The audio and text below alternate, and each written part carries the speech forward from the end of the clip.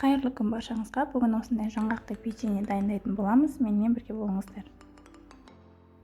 Печенье үшін бізге қамырына ұн, май, қаймақ, ас содасы және тұз, қалауларыңызға қарай қант қоссаңыздар болады, және де бір жұмыртқа қажет. Ең алдымен ұнымызға сары майымызды саламыз.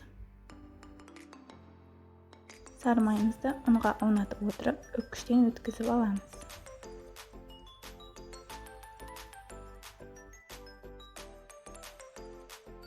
Барлығын үккіштен өткізіп болған соң, қолымызбен осылай бүгіп шығамыз. Осылай бір келкі болып шығуы керек. Дайын болған ұнымызға қаймағымызды саламыз. Оның үстінен ас содасы және тұзды салып, артынша қалауыңызға қарай шекер салсаңыз болады.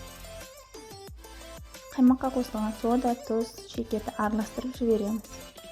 Және де бір жұмыртқа жарамыз. Және де осыдан жұмсақ қамыр илеп шығамыз. Қамырымыз осылай жұмсақ болып шығуы тиіс, және де бұл қамырды жарты сағат көлемінде тоңазытқышқа салып қоямыз. Салмасын дайындаймыз. Салмасына грек жаңғағын алып турап шығамыз.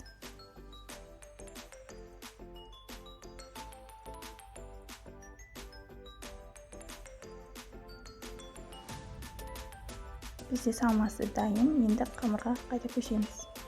Дайын болған қамырды 3 бөлікке бөлеміз.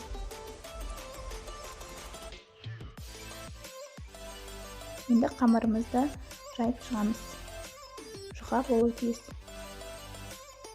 Мейлінше қамырды 4 бұрышты етіп жайғандарыңыз жөн. Енді осыған салмасын саламыз. Салмасына мен варенка қолдандым. Бір келкі болып жағып шығуы тиіс. Осы варенканың үстіне енді біз жаңағы тураған жаңғағымызды сеуіп шығамыз.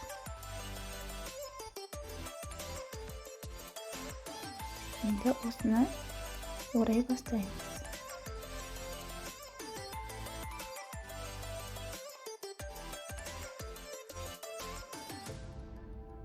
Шет-шетін біріктіріп шығамыз.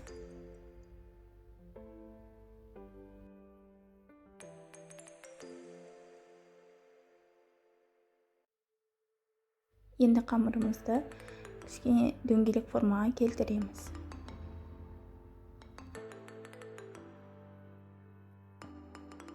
Қамырға салмасын салып дайындап алдық. Енді осында бұйра кескішпен кесіп шығамыз. Сіздерде арнайы болса, сонымен кессеңіздер болады. Қатты биік емес, 5-6 сантиметрде етіп кетсеңіздер болады.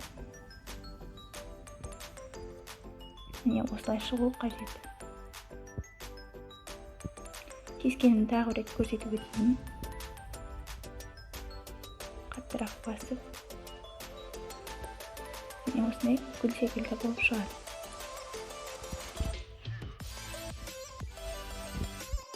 Бұл бізде 3-ші қамыр. Осындай арнайы кескішпен немесе өздеріңіздің қалауларыңызға қарай жайдымалақ етіп кесіп алсаңыздар болады. Кесілген домалақтарды біз противенде орналастырып шықтық. Енді оның үстіне жаңағы печеньелерімізді қойып шығамыз. Кішкене ашып жіберсеңіздер, гүл тәріздес әдемі болып шығады. Барлығын қойып шығамыз. Енді жұмыртқаның сарысын жағып шығамыз.